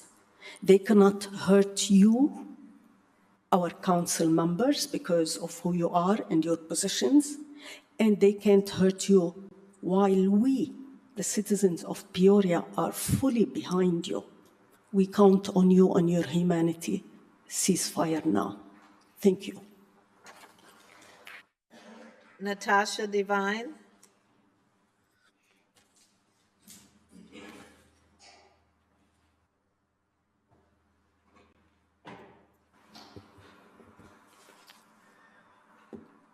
All right. Greetings, City Council, Mayor. All of you should have received an email with a resolution from me to automatically reject all non-local issues that are brought forward, resolutions, and this is not specific. I'm sure the Peoria for Palestine people will be maybe offended by that concept, but this is not specific to their cause, but it's a general idea that, for example, I have advocated for the Uyghur Muslims in China. I have advocated for women who are protesting in Iran. I've never brought any of these issues to the Peoria City Council because I know the Peoria City Council can't do anything. So there's a misunderstanding there. I know that they're looking for some statement of solidarity, but none of it really matters. They don't like Netanyahu. I'm not a huge fan, but our opinion about a foreign leader of any foreign country shouldn't matter at the Peoria City Council. I have a lot of strong opinions about a lot of different countries. I'm not going to bring any of them ever to any local city council, no matter where I live in this United States, because it's a jurisdiction issue. It's not the concern, and it's trying to politicize local people into a national issue that's highly divisive. And support for any foreign nation is going to be highly divisive. This is not just about Peoria for Palestine. This is not me telling you you make a statement of solidarity with Israel. I don't want that. I would never ask that. I would ask that we stop the silliness with having a million speeches about atrocities all over the world, and let's try and focus on local issues, which is why I would ask you to consider the resolution that I've emailed to all of you. I'm not going to go into reading all of it, everything like that, but the people who disagree on this issue are not going to be moved. They're not going to convince somebody that supports Israel to support Palestine. I'm not going to be able to convince them to support Israel. It's a divisive issue. People are in their chosen camps, and they're pretty much in them for good. And this also applies to Russia, Ukraine. Any war in the world, somebody's going to take a side, and somebody else in the same town is going to disagree with them. But this is America. We're supposed to forget all of these other things, all right? As far as I'm concerned, the concept that an entire nation doesn't deserve to exist used to be considered pretty extreme. I have a couple viewpoints about other countries that might be considered extreme. I don't want to try and convince anyone here to agree with them, because we all have to get along in this country. We all have to be neighbors. I don't want to talk about at the Peoria City Council meeting what might be the better thing for Netanyahu to release the hostages. I don't think it was right to take hostages in the first place. This is a divisive issue. Every foreign issue is going to be a divisive issue. Please, let's just stop covering all these foreign issues. Have your opinion. Believe what you want to believe. I don't support it. That's fine. I'm not going to come to your anything and try and get the government to support something that I want to happen in a foreign country. So please, let's be civilized and act like we're all Americans here and forget about foreign issues until we hit the internet, which is the international platform. Thank you. That's all I have to say. Tara Wood.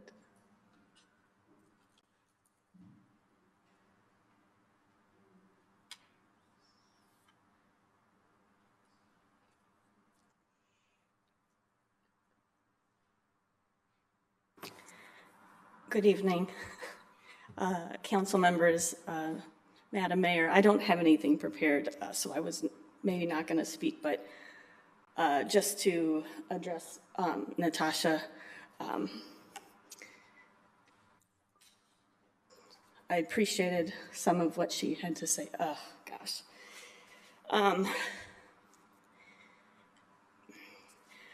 America's not supposed to get involved in any foreign issues. I mean, okay, we know our country's involved in a lot of foreign issues. Oh, gosh. And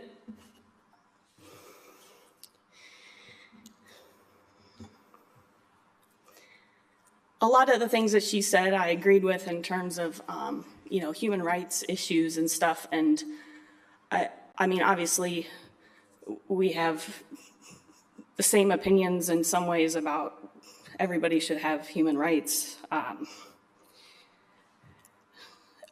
United States is not paying to force women in Iran to wear a hijab or something. I mean, we're not involved in some of the things that we're not involved in any of those things that she mentioned. Our tax money is not supporting Hamas. In my opinion, thankfully. I think in all of our opinions, thankfully, they commit war crimes. We've acknowledged that.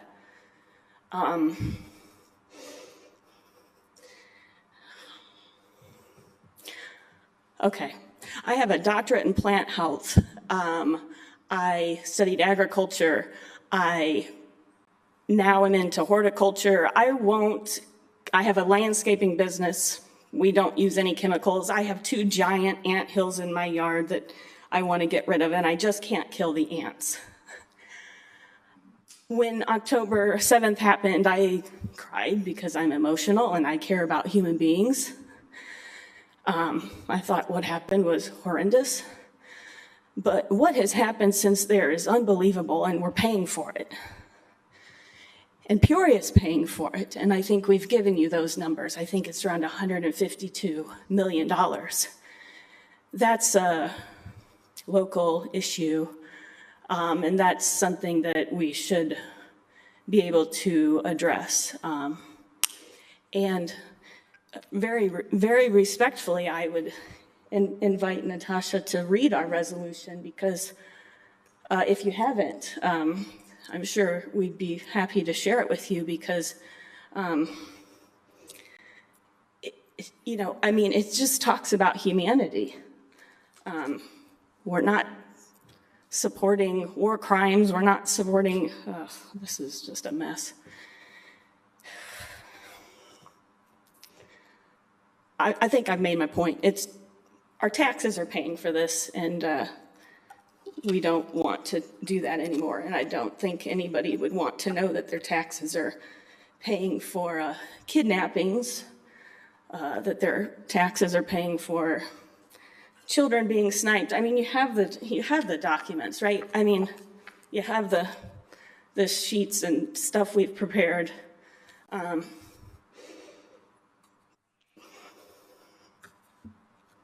We're paying for it. Ceasefire now, free Palestine, and I mean, just we're open to talking about anything, just you have all of our email addresses, I'm sure. We've contacted you all many times. Thank you. Sohail Elouar.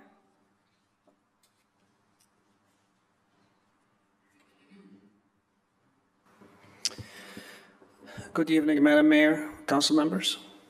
My name is Sohail Elouar. I'm from Peoria, Illinois. And I'm here to call on you to adopt and vote for a ceasefire resolution to protect innocent Palestinian children, women, and men. This issue is affecting the lives of thousands of Peorians. And they want to know that their city government cares about human life. This is not in support of any country. This is just about Peoria saying no to genocide. This is very much a local issue.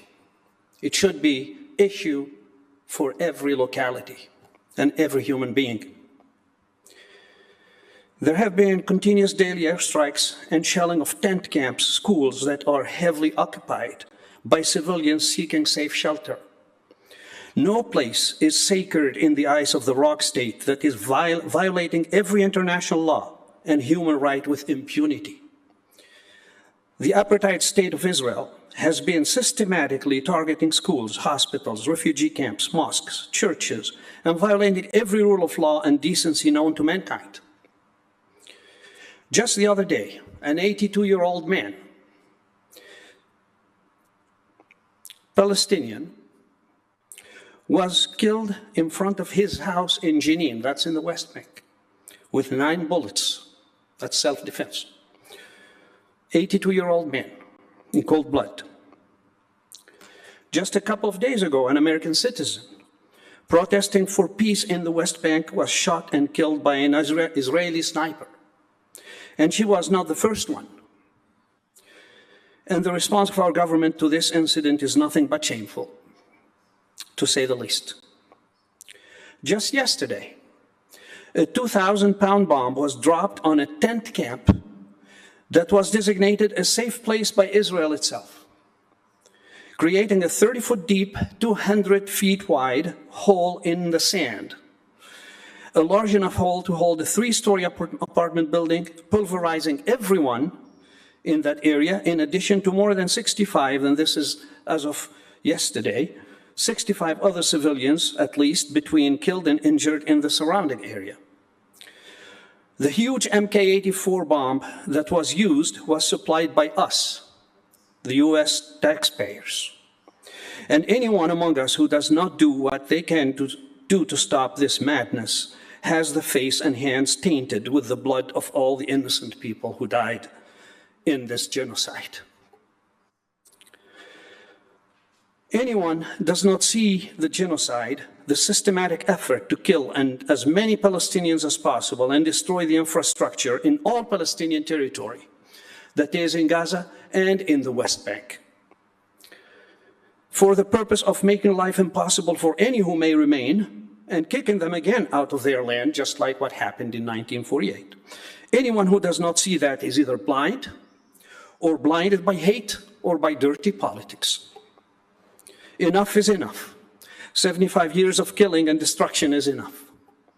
This did not start on October 7th.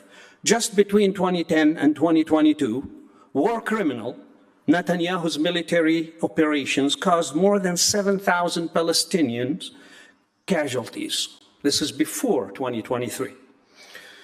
This is in addition to the daily killings and attacks that are constantly carried out against Palestinians in the West Bank. The genocide has been going on for long before October 7th, 2023. Let me paint a picture a little closer to home.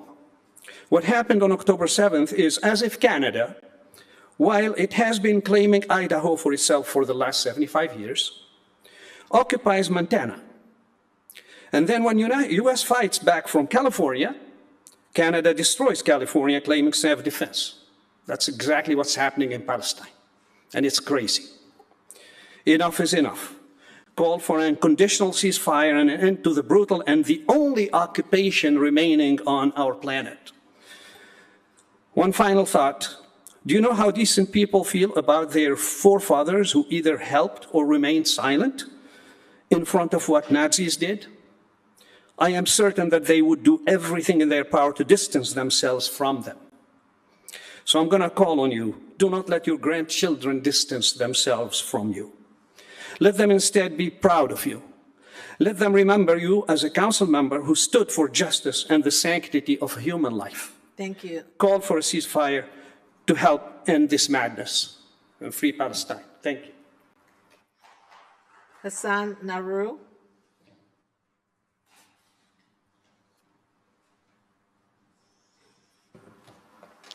Thank you, council members, for allowing us the opportunity to speak. I have talked to some of you, and I realize that some of you may hold Christian values. And due to those Christian values, you think you should support Israel. This may be due to a number of reasons. The world, historically, and people of European descent must atone, maybe, for their historical injustices against Jews. So the reasoning goes. However, does the repentance of former colonizers have to come at the expense of displacing indigenous people from their lands? Do two wrongs truly make a right? Another reason is that Israel is an ally, and we should support our allies, even if they are flawed sometimes. Has the US not really learned from supporting unjust regimes throughout the world? These actions only lead to instability and harm to people who live in those countries. Our alliance should be with the Jewish people, not with the state. As historically evidenced, the US used to support regimes in Iran or Iraq and numerous Central and South American countries. Those regimes went on to kill thousands of people. And that, I would argue, we should hold our allies to a higher moral standard than we would to any other nation. Additionally, I think we should also apply these Christian values to the right of Palestinian Christians to return to their former homeland. Israel currently denies the right of any person of Palestinian descent to return. Whether they're Christian, Muslim, doesn't matter. They cannot return to their historical homeland. Christians living in West Bank do not have the right to vote, even though Israel claims West Bank as part of its territory, and their Jewish neighbors who live in illegal settlements as defined by the US State Department have the right to vote. Over 90% of permit applications to improve lands held by Palestinians in West Bank are denied. And then these people are forcibly evicted from their land because they haven't been taking care of their land. Is this how we uphold our Christian values? Another reason brought up for not weighing in on this issue is that it's a slippery slope. Why should Peoria get involved in an international conflict? I would say that it's a fallacy to think that this is a slippery slope. For example, if politicians who support or who oppose same-sex marriage deploy the same tact and say that if we legalize same-sex marriage, what is to stop us from legalizing marriage between humans and robots? Clearly, this is a slippery slope. I would argue that the US funding for this conflict makes us complicit and is the reason why Peoria as a city should weigh in and inform the federal government and the state government about our stance as a city. Yes, the federal government is in charge of foreign policy. However, as evidenced, historically, cities and states frequently do weigh in on foreign policy issues. For example, the state of Illinois passed laws against the former apartheid state of South Africa, limiting business activity with South Africa. Illinois currently has a law on the books, and it was the first state to pass that law, which boycotts or limits actions of companies that boycott Israel. And the statute defines boycotting Israel as engaging in actions that are politically motivated and intended to penalize, inflict economic harm on, or otherwise limit commercial relations with the state of Israel, or companies based in the state of Israel, or in territories controlled by state of Israel. So Ben & Jerry's, for example, a company founded by Jews, if it wanted to not do any activities in West Bank, a territory occupied by Israel, Illinois would have to sanction Ben & Jerry's. So I would argue that our position does matter, even if it is an international conflict, because we are not weighing in on sanctioning Israel. We are just weighing in for a ceasefire. Natasha mentioned that we are polarized. This issue is where people are and they cannot change. Is that really so? Why do politicians then have ads every presidential campaign to convince people to change their viewpoint, if it is really not possible to change people's viewpoint? Sorry, your time's up.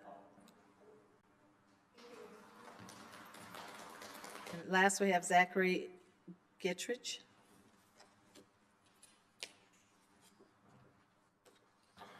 I just want to begin by saying that I don't represent any organization. This speech is just of my own. For months now, you've been asked to do the literal bare minimum by passing a purely symbolic, non-binding resolution calling for a ceasefire for the ongoing war on Gaza between Israel and Hamas. Such a resolution merely calls for a cease to hostilities between all the parties involved and a release of all hostages. Those that have called for a ceasefire have been defamed in the most horrible ways. Some anti-ceasefire proponents have compared us to Hitler and Matt Hale, despite the fact that some of the older people here actually protested Matt Hale back in the 90s. One anti-ceasefire person has repeatedly called Adam Khatum a Nazi. A Nazi! Of all people. Adam? Some people don't like me, but everybody likes Adam. So intense has the campaign been against us that Susan Katz, former executive director of the Jewish Federation of Peoria, lobbied members of this council to censor speech during public comment that was critical of Israel. Furthermore, on December 20th of last year, Ms. Katz posted on the Federation Facebook an article from Newsweek entitled, quote, "Calls for ceasefire are an anti-Semitic demand," and the article said such calls were tantamount to calling for the genocide of all Jewish people. The objective reality is that 95% of Israeli hostages were returned during a ceasefire or other negotiated settlement. Only 5% have been returned via military means. This means the people who advocate a peaceful solution, who are defamed in the most horrendous manner, have done more to bring home Jewish hostages than those would have you believe that we are rabid anti-Semites. Right now, in Israel, over 500,000 Israeli Jews and every single hostage family are protesting in the streets demanding a ceasefire. Are these people protesting in Israel also anti-Semites and calling for a genocide of Jews? Such assertions are absurd and long past time everyone sees it. Dr. Mayor Neutral, you won by only 42 votes last time. It's my understanding you went to every mosque and begged and pleaded for their votes, and that very well may have gotten you those 42 votes. Your opponent, who I lovingly call Mr. Growth, sent Susan Katz a list of every township voter back in March for the April township meeting. Thousands of names, numbers, and addresses.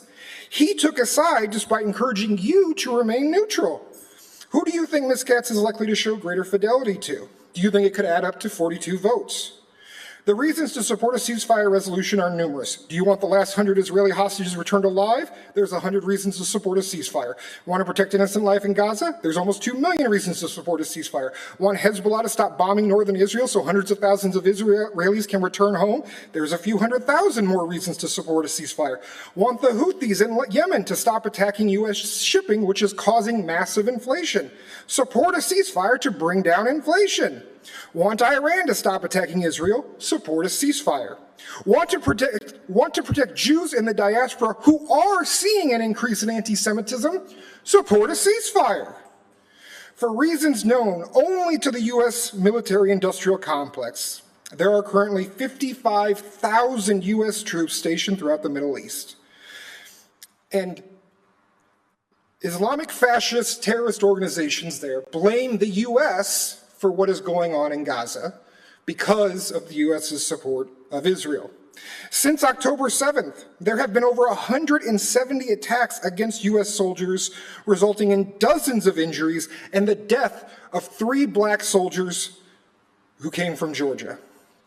Yet not a single attack occurred during the November ceasefire. And that's the exact same for Hezbollah and the Houthis and Iran. Not a single attack happened against Israel during that ceasefire. so we know where the evidence actually shows. Do you want to support the troops? That's always a good way to get votes. Support the troops. Support a ceasefire. Do not listen to voices in our community that would gaslight us into believing Jewish hostage families are somehow anti-Semitic and support genocide. Such assertions are ludicrous, an insult, and a blood libel to those families and the Jewish hostages that are illegally being held in Gaza. Be a part of an enduring, peaceful solution that has far more benefits, even electorally, than it has deficits. Be a part of a solution that says, from the river to the sea, Palestinians and Jews must be free. Thank you.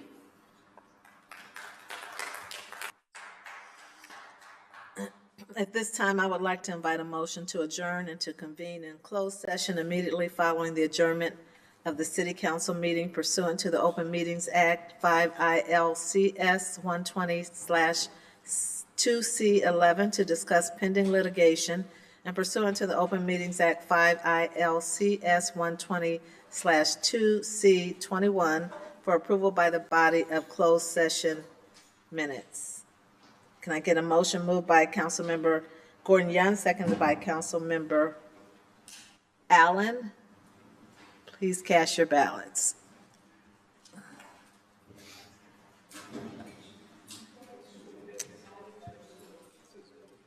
Motion passes unanimously, and thank you for your service.